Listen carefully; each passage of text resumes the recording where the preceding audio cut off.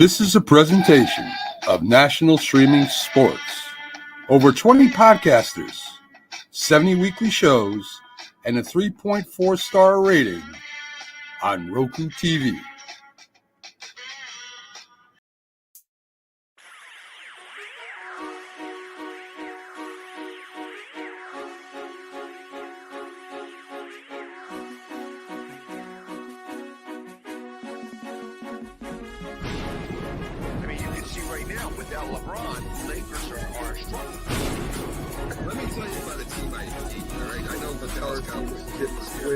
I don't know, Jack. It's a big decision.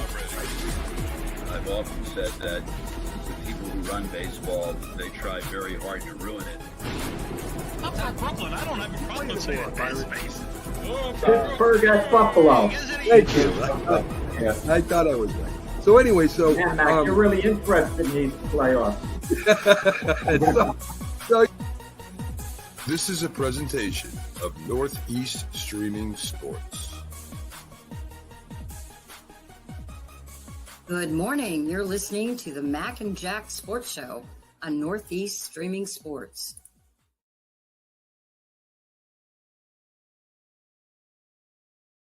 Well,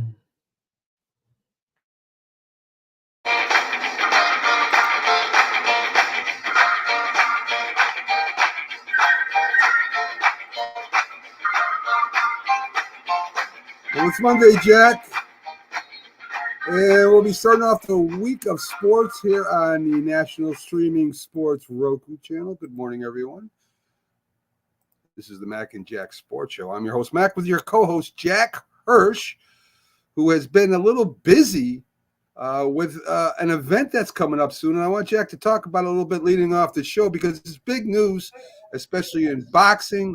There's a major event that he's in charge of. So you know it's going to be at least pretty good, as he has a ceremony going with the New York State Boxing Hall of Fame, Jack. Right, I'm the president of the New York State Boxing Hall of Fame. We have our big Hall of Fame banquet September 15th at Russo's on the Bay in Howard Beach. Notice I'm shamelessly pushing ticket sales now and ads for the Journal and all, but it's really going to be a great afternoon, the 12th annual induction. We have side awards this year. We're going to have a New York State Boxing Hall of Fame Fighter of the Year, and it's not an inductee getting in per se. You have to be retired to be an inductee. It's a side award, and we're going to be honoring Teofimo Lopez. Nice. He's confirmed to be there. He's excited. I talked to him personally. Him and his dad, they're psyched about it. They are so psyched about it, and he's going to be on it that afternoon. And if you need, go to www.nysboxinghof.org. NYS, then the word boxing, HOF.org. You know, and that's the website, and that'll give you full information, you know, on getting tickets if you want an ad or whatever. But it's a great afternoon. It's a great venue, great food. You'll be eating throughout the whole afternoon. Top of the line quality food, different inductees, different celebrities are going to be there. It's going to be a great time. Thanks for the plug, Mac. No problem. Like I mean, listen, it's a big event, and Teofimo Lopez, yeah, is a great get, Jack. That's a great get.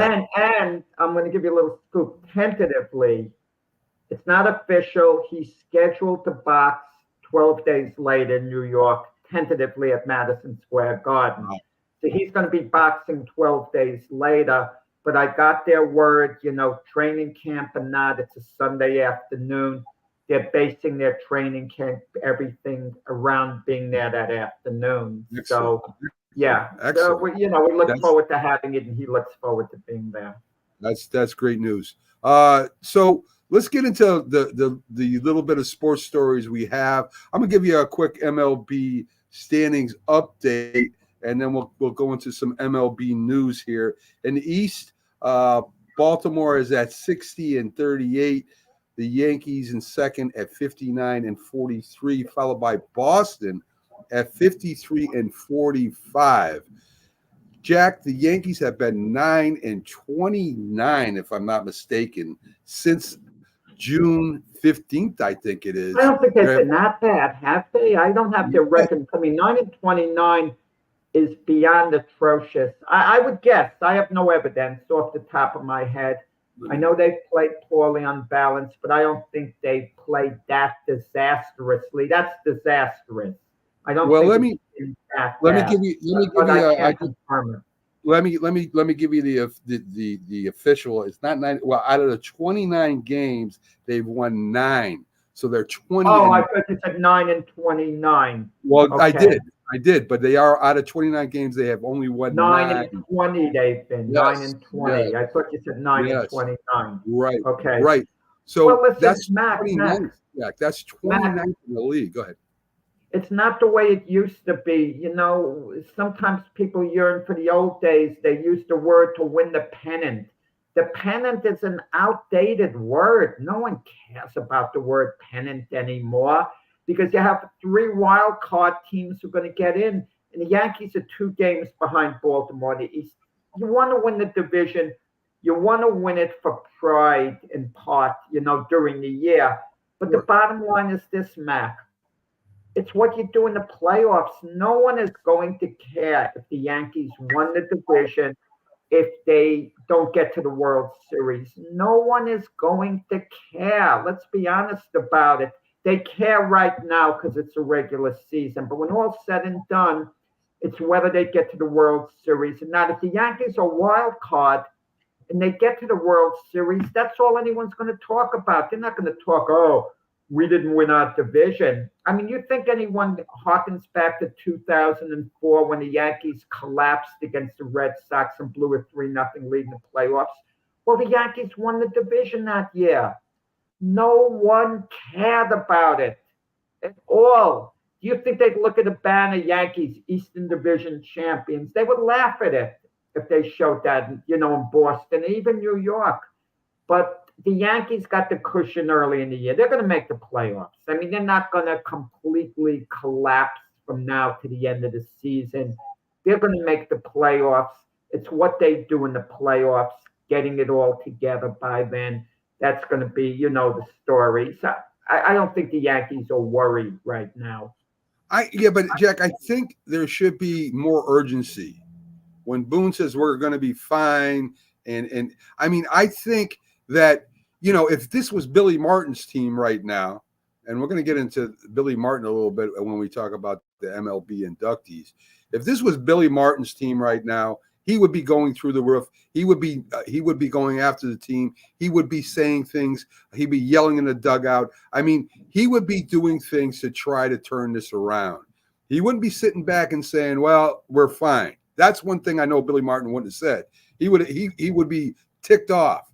And I've seen a lot of great coaches say, well, we just stink. Not everything's going to be fine. We stink. I've seen Dicka say it. I've seen a lot of different sports managers and coaches say this. To me, when a manager says we're going to be fine, we're going to, you know, we're still in the playoff hunt, that is like telling the fans, don't worry about it. And the fans are worried. And I think it shows in the team that they're not playing with any kind of sense of urgency right now, Jack, that they're not more upset than maybe they should be. And I think that's what the fans are worried about. And to me, you've got to show some kind of it's a wake-up call. We got to do something. I mean, there seems to be nothing coming out of front office or from the manager saying, hey, this is what we're going to do, or we're going to have to try and do something different, or whatever. Jack, nothing.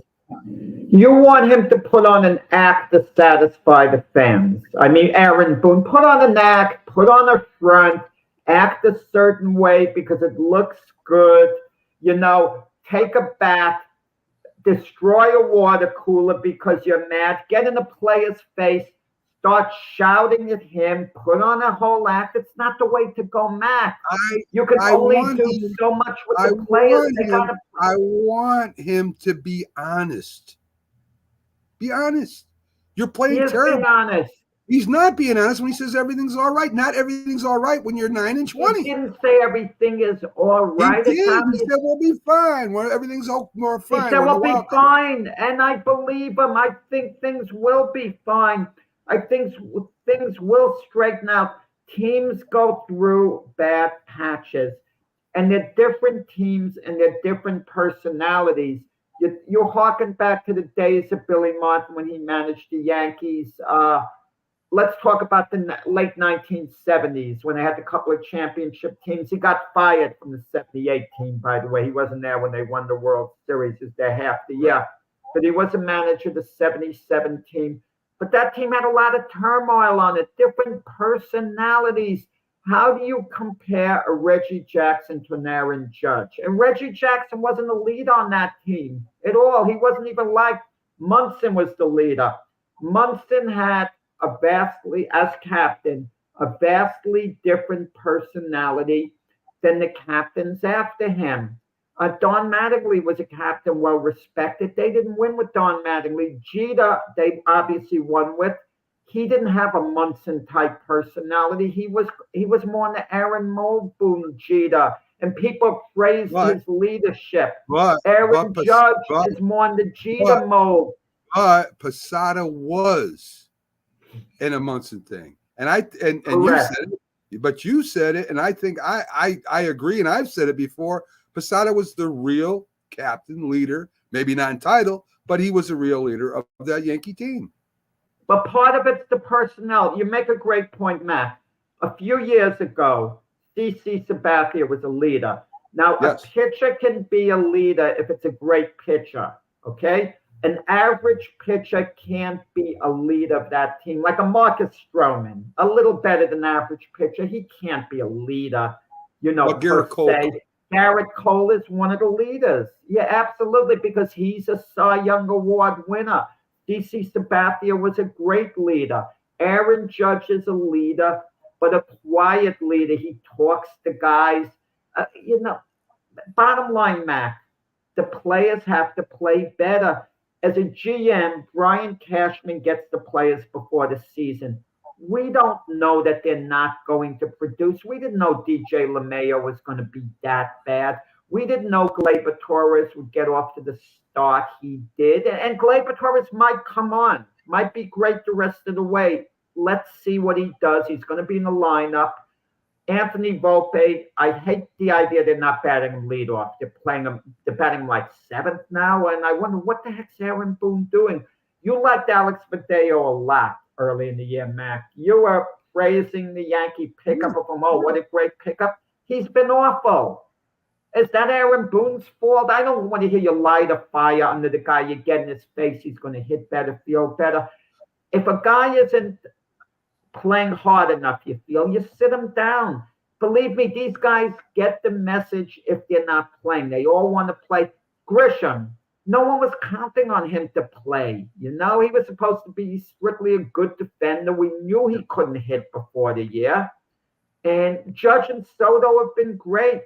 The catching position has been so. I mean, it's here's a couple of games out, Mac. Here's my prediction, Jack. I think Stanton's coming back. Pitching is still hurting a little bit. I think the Red Sox may overtake the Yankees for the second wild card by the end of the year. I doubt it, Mac. You've had a better read on the Red Sox than I have. You predicted they'd be better than I thought they would be. Season still has a ways to go. But you mentioned a key point that absolutely no one talks about. The Yankees started sliding when Stanton went on the DL. Stanton was that third big bat in the lineup. You had Soto, Judge, Stanton, and Stanton was having a good year. Not a great year, but a pretty good year. Stanton was on track. If he was playing full-time, his numbers, to hit 35, 40 homers, knock in around 100 runs. Stanton was really, a potent bat in that lineup. So if Stanton comes back, he starts hitting up, picks up where he left off. It's going to change a lot in the Yankee lineup. If Gleyber Torres starts hitting, Volpe, the Yankee lineup will be fun. I believe Aaron Boone when he says they'll be fun. I'm still worried about the bullpen a little. I think they need more than Clay Holmes there. And I don't regard Clay Holmes as lights out by any means. I think that bullpen, you patch it together by committee. They've been getting by. it's a little scary, man. Little scary. And you need Yeah, to start pitching I do. Carlos Rondon to stop pouting like an immature child when things don't go his way and to just, just pitch, not play the blame game. Marcus Stroman, just pitch. Not that Stroman has been bad, and Rodon got off to a decent start. Then he faltered. You have Nestor Cortez, then of course Cole. Terrible. Last two games. Terrible. And Nestor Cortez has been terrible his last two games. 5 point whatever ERA. He's been terrible. So anyway, let's push on to the Central. We've got Cleveland first, Minnesota and Kansas City. Minnesota's not far behind Cleveland yet. Cleveland has a way of over the past, I don't know how many years, of looking good in the regular season and kind of falling out at the end. But we'll see if the Indians can keep up that pace, Jack. You mentioned a good point. You mentioned teams, Mac. You just mentioned teams like Cleveland and Minnesota. You have a good number of teams that are a threat to go to the World Series. It's so hard to get there. It's not a question like it was in the old days, just getting the best record in the American League and you're right in the World Series. It is so hard now to win. Cleveland is thirsting for that World Series victory, and they do have a decent team. Minnesota's got a decent team. Even Kansas City, who is considered to be one of the weaker teams, they're like something like 7 games approximately over 500. And then Seth Lugo, former Met middle reliever, he's the favorite to win the Cy Young Award. He has like a 2.93 ERA, something like 12-4 for the Kansas City Royals. He's been great. Yeah. Houston and Seattle are now tied for first because Seattle beat them last night. It's not so much Houston. Everybody says, "Well, Houston's coming on." Seattle, they've lost 5 out of the last 6 games. I think it's like 7 out of the last 10. I mean, Seattle is doing everything they can to give it to Houston. They did beat them last night head-to-head. I think every series between these guys from now on might decide who gets in. Houston, as we know, it started off really, really bad. They've climbed back in it.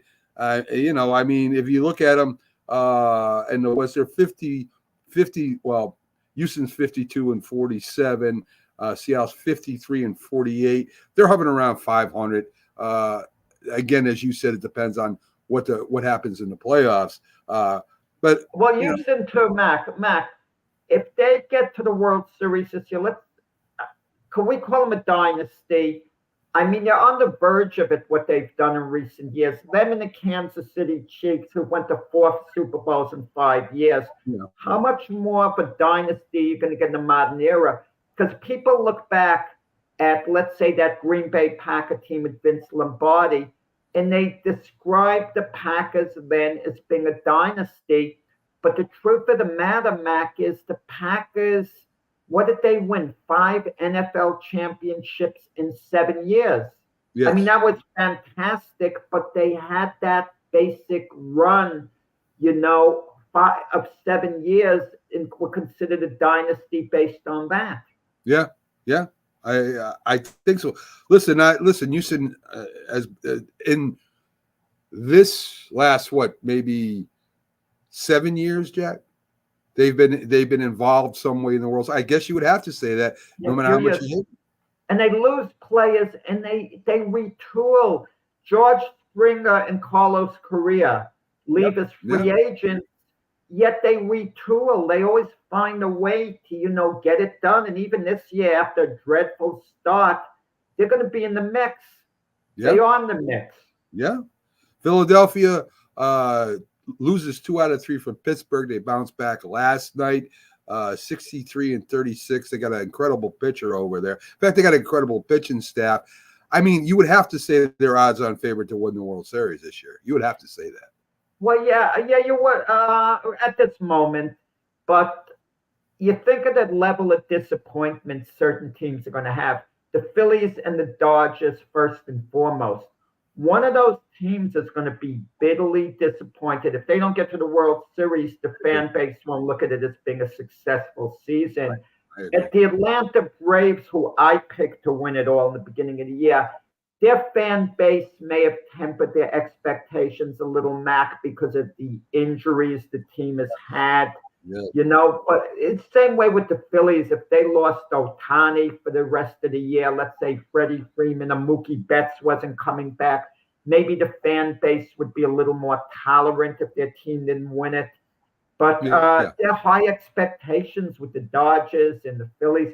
Ohtani, he's electrifying Dodger land. He hits this home run yesterday, like 473 feet. You know, and he's exciting. I mean, he's the face there, you know, of the Dodgers right now. He's all their great players. He's most popular, but he's a DH to me, and that's whatever. I mean, I listen. I think Ohtani is great for baseball. I think he, especially when he was pitching, I doubt he'll. I really have reservations that he'll ever pitch again, unless maybe in spot starts. Or maybe relieving. I don't think he'll be a full-time pitcher again, Jack. I think he's with that DH there. I think he's going to be happy sitting there and breaking records. And I don't think so, Mac. I don't think so. And I'm going to tell you why. I can't get inside Ohtani's head. I get the feeling he loves playing baseball. He's going to love to pitch now. Let me throw this at you. Maybe he won't be a starter, but maybe the Dodgers will work something out with Ohtani. We need you once in a while to come in out of the bullpen. You move from a position, you know, wherever we have you, you pitch and we move you back and we have. But I got to believe he's going to pitch because the plan when they signed him this year, he was recovering from an injury. He wasn't going to pitch this year. That was the plan, and he was all on board with that plan. I think by season he is going. I don't know. I mean, the bullpen is an idea, but there's certain rules with the bullpen where maybe he can't bat or he's got. I mean, there's rules involved with him coming out of the bullpen. As you said, maybe his position player he can't start as DH where they might want him. I just think the Dodgers are going to do the same thing the Yankees did with Babe Ruth. If they need him to come in. If they need him to come in and win a game for him, if that game for some reason, or maybe just keep him sharp, they'll bring him in. I don't think Jackie's going to be a full-time pitcher. I think that Babe only pitched like 4 games or something for the Yankees. Ohtani is too great of a pitcher to retire him as a pitcher. He is out. He's an outstanding pitcher. I would agree if he was with a team with less talent. I think as talented as the Dodgers are, I don't think he has to. That's why you want him to pitch, because he could put you over the top. You know, I saw a tape the other day that was really cool. The Babe showing kids how you throw certain pitches in the knuckleball, and he's showing them with his fingers. You know, it's pretty cool. I would have loved to see him pitch. I would have. It was like a David Wells type, the Babe. I would have loved to see him play, period, but way before my time. Central, you have the Brewers and the Cardinals who have been playing really well lately. Pittsburgh hanging in there. Again, they took 2 out of 3 from Philadelphia. They got a good young team. I don't know what that will look like next year. I don't think they're really going to do anything this year, even if they make the playoffs. Who knows? You never know. But I think the odds are they won't. It'll be interesting to see what they do next year. Do the Pittsburgh Pirates start picking up certain free agents to make them a better team, keep the team young, but go after a couple free agents, Jack? I don't think they have the money to go big after free agents. They signed their really good outfielder, Brian Reynolds, at the beginning of the year to a long-term deal. So they're showing that they'll make some type of commitments.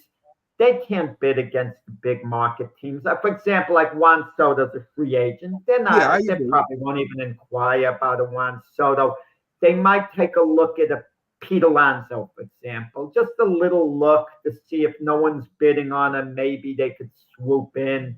You know, you never know if there's not a market for Alonso or a couple of other players. But I think they've really drafted well. They're going to go with the homegrown products. And they're okay. They're around 500 now. I think 1 game over 500. Yeah. And there's nothing the matter with the way they're proceeding now. If they feel their young core players is getting better and can just improve, why even make any moves altogether? You make Well, you these might have free to- agent moves, it could backfire. It could really hurt your team. That's a good point, but eventually you're gonna have to re-sign these good young players too, Jack. So that's a problem every small market team has. Who do you keep? Who do you re-sign? Who do you let go? You project. The Atlanta Braves have been great at doing that. If you feel you have a young prospect and you're very confident he's going to be a really good major leaguer, you sign him to one of those 8 or 10-year deals. It's good for the player, good for the team, because the player can make a lot more money in the short term than he can in arbitration. And then in the back end of that deal, you're getting him at a nice price for the team, and you have him long term. That's what gets me mad about the Yankees. In the case of Anthony Volpe, sign him to a long-term deal. Don't let him play through arbitration. They should have done that with the homegrown products like Aaron Judge early. You could have gotten a big team discount. Brian Cashman hasn't been doing it with Anthony Volpe. He wants Anthony Volpe to keep proving himself. The Braves did with Ronald Acuna. They signed him to a 10-year deal, $100 million total. It's a bargain. So Jack, back to Pittsburgh. Do you sign Paul Skeens to a huge extension because of what he did in his rookie year? Yeah. Okay. If I believe in him. The only danger is, Mac, it's a pitcher. You never know with his arm what could happen. But I'll say this, Paul Skeens go to arbitration next year. What are they going to give him? $700,000-800,000. I say he's not eligible for arbitration. I mean, the club can just give him what they want for a couple of years. Right. So he'll get maybe $800,000. Maybe they'll give him $1 million. The following year, he'll get $1.5 million. Then he's finally eligible for arbitration, and they can work it out. If they can get the player to sign this long-term deal where he's getting maybe $12 million a year for 7 years, 8 years or something, you get to keep the player down the road. Down the road, he doesn't become a free agent. I mean, you get his free agent years, about 3 of those years before he could become a free agent. He's going to be with your team those extra 3 years. But you have to have a vision. Is this guy worth the investment? Because it is a risk for the club, too. If it doesn't work out, you owe all this money. Look, the Padres did it with Fernando Tatis Jr., but they did it a little late. But Tatis is getting $24 million a year. That's big money. But the thought of the Padres was, wow, Tatis is going to become a $35 million a year player because he has superstar potential. And this way we get to keep him. We get to keep him at a little lower price than we'd be willing to pay later on. And case closed. Tatis is going to be a Padre at least most of his career, the way they worked out the contract. But Tatis has been, is he worth $24 million a year? Would they still give him that money? I think they would still do it, but it's a risk. Yeah, definitely. So in the West, we already talked about the Dodgers a little bit. I don't see anybody overtaking them. Arizona and San Diego are still in the wild card race. So a couple of games over 500. You never know. Yes. Even Arizona, they might take off. The Padres are retooling. Keep that in mind. Moving on from Juan Soto. Yeah. So we have the MLB inductees. The first one was on Andre Beltran, third baseman, mainly for the Rangers. He had 3,166 hits, combination of power of 477 home runs and 636 doubles, 5 Golden Gloves, 1,707 RBIs, a lifetime batting average of 286. I think he's definitely should have been an inductee in all of that. Definitely. If he was playing in a big market, we would have appreciated him a lot more. I mean, just the numbers he put up. An underrated superstar. Let's call him a silent superstar. There you go. And I could use the word superstar for Beltran. Agreed. Excellent defender, like you mentioned, 5 Golden Gloves. Really potent with the bat. He never quite got the recognition he should have. when you talk about the great, third baseman of all time, for some reason his name just doesn't come into the discussion when it should. I agree, Jack. So here's where it gets a little iffy for me anyway. Todd Helton, with the Colorado Rockies, he had 2,519 hits, 369 home runs, 1,406 RBIs. Very good. Is he a Hall of Famer? I think that's a question that can be debated. He's borderline to me, and okay, borderline numbers. Yes. Borderline numbers. But then again, I could say, listen, Matt, I could say, what about a player like Bernie Williams, 2,600 hits? He was a big, an important part of those winning Yankee teams. I could say Johnny Damon, like 2,700 hits. He was a catalyst, for the Red Sox and, later the Yankees. Keith Hernandez, 11 Golden Gloves. Why don't we pay more attention to defense? I was never a proponent for Keith Hernandez getting in the Hall of Fame. But then as the years went by, I started appreciating him a little more. 11 Golden Gloves. That means he was the best defensive first baseman for 11 years. And we tend to minimize the importance of defense for first basemen because the image used to be, we could stuff anyone there. Yeah. Someone doesn't want to play the outfield, make him a first baseman. It's a hard position to play. All positions are hard to play. So we shouldn't minimize, what a first baseman does. Yeah, I agree with you there. But Todd Helton, I watched part of his speech, Matt. Did you know he was Eli Manning's teammate? Like in college, he quarterbacked a little bit. Helton. He's a friend of Eli Manning. Not Eli. Peyton Manning. Peyton Manning. Did I say Eli? Peyton. Peyton Manning. He was his teammate on the football team in college. So he had that link. He was a backup quarterback. All right. That's good, I guess. I mean, he said people still stop him from when he went to Tennessee, the University of Tennessee, and they remember him as a quarterback, and they talked to him about it. And he was joking. He says, well, they didn't realize I had another career afterwards. There you go. Joe Mara, Jack, catcher, three-time batting champion, 9 years as a catcher, was moved to first base because of injuries, 2,123 hits, 143 home runs. His average lifetime was 306. 923 RBIs. To me, again, I mean, I know he led the league. He was the only catcher to lead the league in batting average 3 times, but that's great for catcher. That's a rarity, man. That is a rarity. But again, I mean, I don't know if he's a Hall of Famer in my opinion. He's good, very good. But overall, I don't know, Jack. Let's compare him for a second to Jorge Posada. Jorge Posada is not a Hall of Famer. He got knocked off the ballot pretty quickly, but you can make a case for Posada being a Hall of Fame, even though I don't think so. We'd listen to people's argument. We wouldn't dismiss it. Okay, tell us why you think Jorge's a Hall of Famer. But if you had a choice between the two of them, as much as we love Jorge Posada, Joe Mara was a little better. He was a little better, okay? And maybe not a lot better, maybe just a touch better.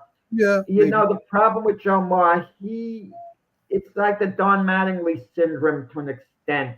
Right. He looked like a lock to get in the Hall of Fame the way he started. And all of a sudden he leveled out after a while, and they made him a first baseman even. Right. And then he went from being a short thing to being a Hall of Famer to maybe, maybe not. But the maybe turned into a yes eventually, and he got in this year. At his peak, you can argue he was a great catcher, maybe a top 10 of all time at his peak. You can maybe make that argument. But yeah, I'm not, it could go either way. So to me, that's the Don Mattingly argument. I thought the same thing when he got inducted. That's a Don Mattingly argument, and you could say Don Mattingly at his peak was the best baseball player. One of the best baseball where players. Mattingly hasn't gotten in. Mattingly might get in some way. There's a backdoor way for these players to get in. They have the Veterans Committee. Yes. And they look to put someone in. And if it's a little bit of a down year, Don Mattingly could get the call. I also think, Mac, and this I know isn't part of the rules. I've been a proponent for body of work. You're putting the guy in one specific category, I understand. But if a guy has been a player, and on top of being a player, he's been a manager, he's been a coach, he's had a degree of success, he belongs in. Like in the case of Joe Torre. Joe Torre was an outstanding catcher. He had 363 one year and was an MVP. He was outstanding as a ball player. But as a ball player alone, to put him in, he comes a little short. As a manager, you can even he had the great run with the Yankees, the 4 World Series. Right. But, outside of his time with the Yankees, has he been a successful manager? He's been average. He didn't do a bad job with the Dodgers, the 3 years he was there. He did an okay job there. But it's his body of work as a player and as a manager. Joe Torre would be a no-brainer if you combine that. Yeah. I'd agree with that. Joe Torre, yeah. Yes. So that leads us to the manager that got in Jim Leyland. Leland, if you want to say Leland. He has one World Series 1987 victory. Wait. Did you show it 87? I think the Twins won the World Series that year. That's not Jim Leyland. I think I said 1997, right? Oh, you said 97 with the Florida Marlins. I'm sorry, I thought you said 87. No, 97 with the Marlins. Yeah. He has a .524 winning percentage, Jack. He has 3 times he was manager of the year, but he has a .524 winning percentage. He has 1 World Series, and then you look at other managers that have more World Series that aren't in. You just brought up Joe Torre. I know Joe Torre had a great team, but you still got to manage him, and you still got to win the World Series with that great team. And to me, you put Leland in when to me he's Torre is in, so that's not an argument. Torre is in, right? But right. But again, I mean, as far as the winning percentage goes, 1 World Series over 17 years, 20 years, it's whatever. It's hard to win World Series. He always had his team in the mix. Not always. Not always. He had some bad years, Jack. He had some down years. That's why he only has a .524 winning percentage. I mean, he had some losing seasons as a manager too. I mean, sometimes a .524 is not bad as a winning percentage. It's not bad. It's average. And he did win the World Series with the Marlin team. That was a pretty new team that hadn't been in existence that long. And he was I think of him also as manager of the Pittsburgh Pirates. Right. They came 1 strike away from going to the World Series when Cabrera got that base hit, against for the Atlanta Braves against the Pirates. 1 strike away. Okay. And they were in the mix, the Pirates, always coming a little short. They came a little short a couple of years against the Braves, where the Braves got in the series. He managed the Tigers to the World Series, where they lost to the Cardinals in 2006. Let me throw a name at you. Billy Martin. Why isn't he in then? I think Billy should be in. When you look at his body of work, I think he should be in. He was a player. Yeah. He was like a World Series MVP. I think in the 53, World Series. I'm not sure that they officially have an MVP then, but he certainly would have been had they had that official award. Well, Leland was a highly successful manager. Leland to me is the argument for Billy Martin, but they don't do body of work, Matt. That's my preference. As a manager, Billy Martin's record is similar. He's won a World Series with the Yankees. He's taken teams bad teams to playoffs and to almost to the World Series. It's the same argument. Leland, part of it, Mac, is image too. Part of it. The image of Jim Leland is great. It was caught on tape when Barry Bonds was a star on the Pittsburgh Pirates. Their big star, along with Bobby Bonilla, but Barry Bonds maybe a little more so, was their star. He kind of said something to one of the coaches, like he didn't want to do this. Now listen to the coach. In front of the other players, Jim Leland marched on the field and he chewed out his star player that he's not putting up with any of his nonsense. He better get his act together because he's not putting up with the things, that Bonds is saying. He told Bonds off in front of the other players, and it was like, wow. And then he marched away, and then Bonds was walked off by Bobby Bonilla. Bonds today says Jim Leland was 100% correct to chew him out, But the idea he gained that certain respect that he wasn't going to put up with it, it depends your type of player. Mac, like you mentioned the Yankees before, the Yankees don't have any players really who Aaron Boone should chew out, who aren't going to hustle. I know Todd Grisham had that one play where he didn't hustle, but if he's been hustling all year and he had one bad play and mental lapse, you don't put on an act and chew him out. The right thing is you talk to him, look, guy, you're embarrassing me here. And you let the media know I talked to the player.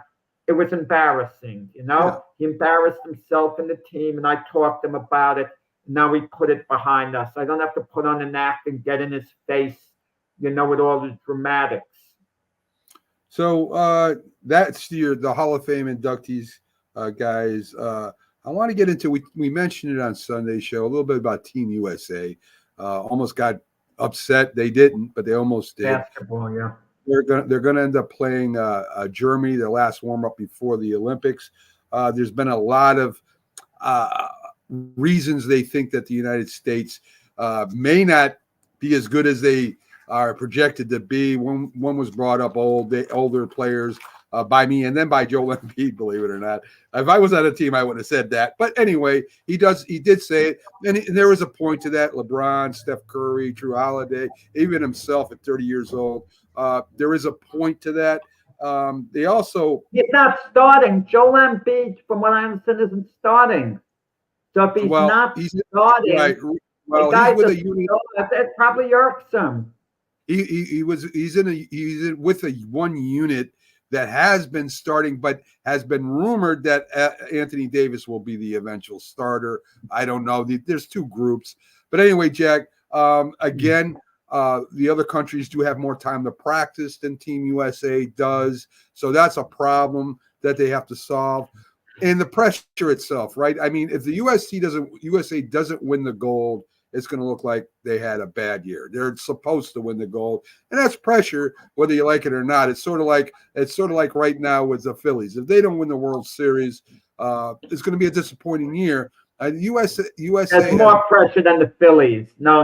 This is different. The baseball's a bit of a crapshoot. What I'm saying similar is that they're expected to win. No, it's much different, Mac. The Phillies aren't expected to win the World Series. I think they are. I think they can win the World Series. No one is expected in baseball. This year, if the Phillies don't win the World Series, like the Dodgers, or at least go.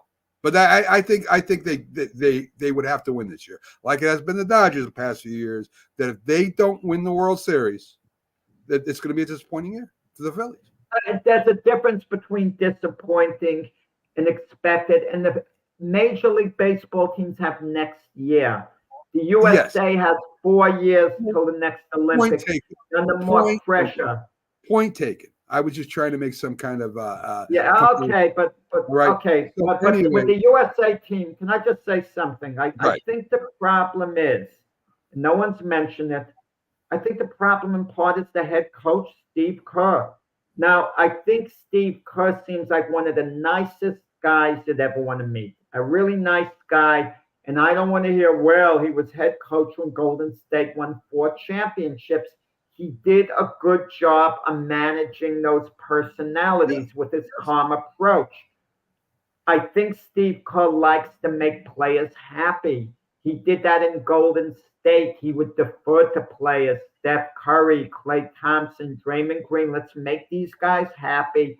He would be, do things very nicely, Steve Kerr. I think in this team, if you're the head coach, you've got to be a bit of a taskmaster. You have to really let them know, look, this is the way it's going to be. I don't give a darn whether you like it or not. We're doing this. Don't treat them like superstars. Steve Kerr's liable to go with Joel Embiid over Anthony Davis because Joel Embiid is upset. And he might figure, okay, I want to keep peace. I want to keep harmony. You can't be overly concerned with keeping harmony and keeping peace. Even LeBron James, if you feel you have a guy who's a little better to play than LeBron James, you do it. You know what Steve Kerr was saying in the last game? It happened to work. He sat LeBron down, and he said he kept looking over at the bench, and LeBron was annoyed. He was chomping at the bit to get in. If LeBron James walked over to me and said, put me in, I'd say, sit down over there. I'll get you in when you get in. You can't come to me during the game. But he put LeBron, and then it did pay off. LeBron carried the team. So are you going to defer to these guys? I mean, if that's the case, put LeBron on your coaching staff. Make LeBron the player coach then. That's not the worst idea in the world, Mac. People never think of that. If you made a LeBron James a player coach, the other players do listen to him. No one shouts at LeBron. Well, and let him get the X's and O guys on the bench. I think during a regular season in a Lakers situation, that might not be might be a good idea, but not an Olympics, Jack. I don't think that would be better than JJ Redick there. I mean, come on. Listen, consider this. But on the Olympic team, this is different because you're playing as you said. No, I'm exaggerating a bit. But I think Steve Kerr's going to have to put the ham on these guys. And what are these guys doing? Are they doing the same thing as the 92 team did with Michael Jordan? They're out playing golf. The Dream Team knew they were so much better than everybody that they were going to win. Okay? They kind of know it. International basketball has changed. The USA, I mean, come on. A team from Sudan nearly beating them? To me, that doesn't surprise me because I think they needed a wake-up call, Jack. That doesn't surprise me that a team comes up and almost beat you. I mean, look at the 2 times they got bronze medals, Jack. I mean, those were wake-up calls. It was too late. I'm glad they got the wake-up call now. I think, Jack, right now that the Team USA, the biggest problem with Team USA is that they're going off. They're past, and they want to see the stars. I get it. But not to have some of the younger stars in place of these older stars, to me, is a big mistake. I get what you're saying, but part of it also, Matt, part of it to an extent are ratings, okay? And TV ratings, following it. Well, look at the old stars are still darn good. Kevin Durant. What I'm saying, it's okay to have an old star with a team on there. It's okay to have a LeBron James with Anthony Davis. But when you put old stars together all on one team, and the majority of that team, 3 out of 5 players are old, then maybe there's going to be a problem here when it comes towards the end of the game. I think that you're right. That's all I'm saying, Jack. I'm not saying that they shouldn't be on the team. I'm saying that maybe a Brunson or maybe a Brown, who's a little bit younger in there, making it 3-2 or 4-1 with that older all-star would have been a better. Jason Tatum on there from the Celtics. You do make a good point, Mac. I do have to admit, you get towards the end of the game, you sometimes need an infusion of energy, not just a great player, of one that's going to bring a lot of energy. And I mentioned Kevin Durant, who's going to be a first ballot Hall of Fame, a great player. but Jalen Brunson is more likely to give you that infusion of energy and that spark more so than Sure. Kevin Durant. Absolutely. Stop- So you stop. make a good point. So stop a Yeah. run, end the half, end the game. I mean, And there's be a certain defensive stopper, maybe. Yeah. right. That's why they got Derek White over Jaylen Brown, USA Basketball. Both teammates on the Celtics, because White would fit in a little more defensively. They need a stop. A lot of times it's like style-wise, the type of player, that blends in, more than just the guy being a better player, the guy who's a better fit. I agree. I 100% agree with that. Let's look a little quick. We got like 10 minutes left, Jack.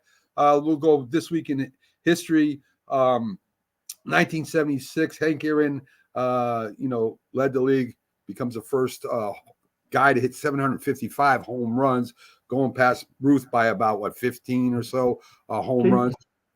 Hank Aaron wasn't Jack. Hank Aaron was not a 470-foot home run guy. A lot of his home runs that I watched just cleared defenses, but very consistent. Not consistently 60 home runs like Babe Ruth was when he was hitting all those home runs, but 30, 35, maybe get to 38 home runs every year he played. And that's what made him that. Of course, the big argument is who is the real home run king, Barry Bonds or Hank Aaron. I'm going to leave that alone because, everybody has different opinions on that. But listen, great ball player, good defensively, good all around, great player. Could be arguably one of the best or the best player in baseball history. You could make that argument. Well, the most homers ever hit in the year were 47. Hank Aaron, you could maybe call him the most consistent superstar in baseball history. I mean, he was consistent year after year. Even the great Willie Mays would have a little bit of a down year, parts of a year that could be a little bit down before, bouncing back. Mantle had all the injuries. They were the guys who were compared during their eras, Right. Mays, Aaron, Mantle, who was better. Aaron was a good defensive outfielder, had a good arm. He wasn't great, but he was good. Great hitter, good outfielder. Yes. Okay. He wasn't spectacular. He was just steady, very steady in a great way. I agree. 1980, of course, was the Summer Olympics where the United States boycotted, and so did 64 other countries because of the war with Russia and Afghanistan, which is Now that we look back, it was a mistake to boycott the Olympics. That's why I'm reluctant to any type of boycotts now. I agree because we end up doing the same.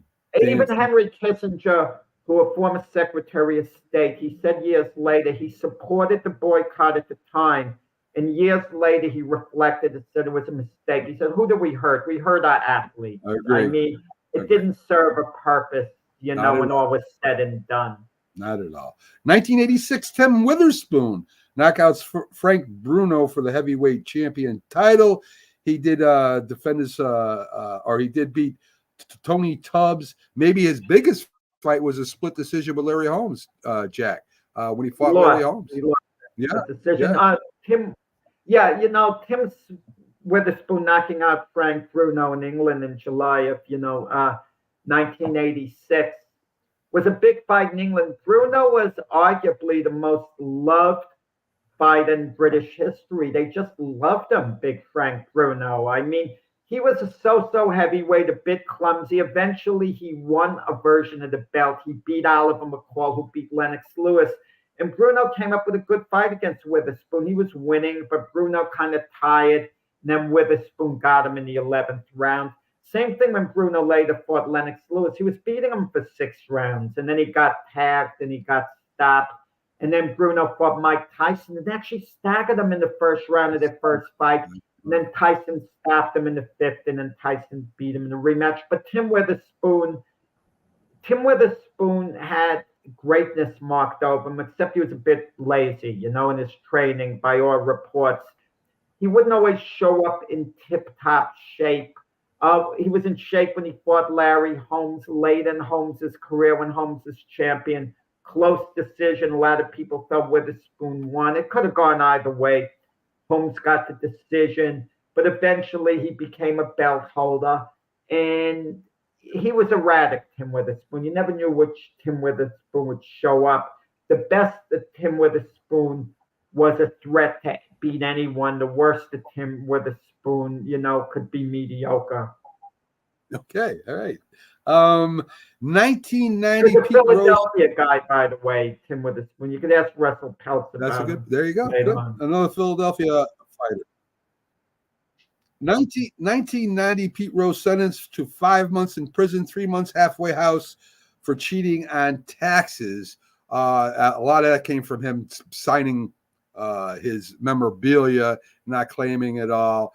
Pete always seemed to get in some kind of trouble, Jack. Always.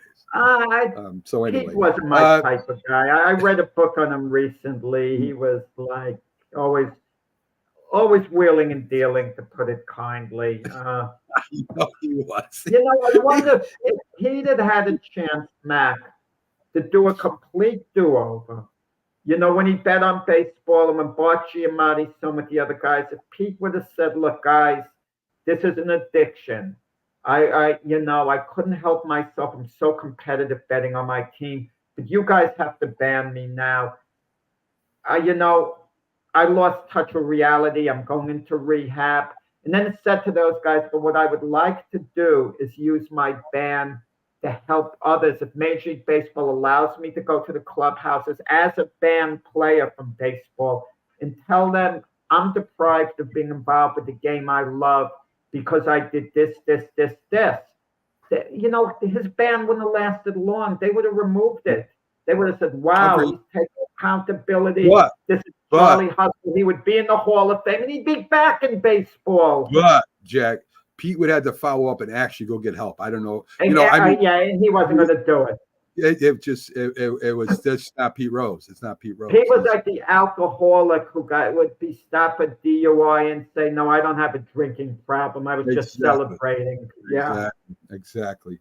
2021 Milwaukee Bucks defeat Phoenix, coming back from 2-0 deficit, and Giannis gets the MVP. That was the only second time Milwaukee Bucks ever won a championship. The last one before that, Jack, correct me if I'm wrong, was with Kareem Abdul-Jabbar.